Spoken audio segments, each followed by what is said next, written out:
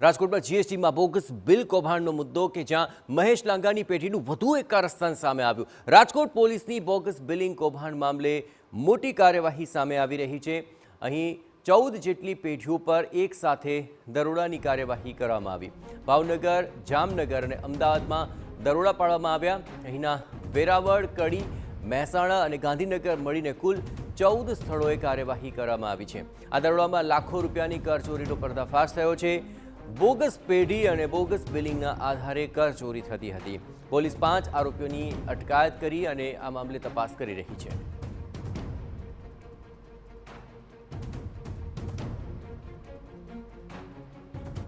Main culprit company હતી તેમની સાથે પણ આ પ્રકારનું એક આખું બોગસ બિલિંગનું કૌભાંડ આચરેલું છે।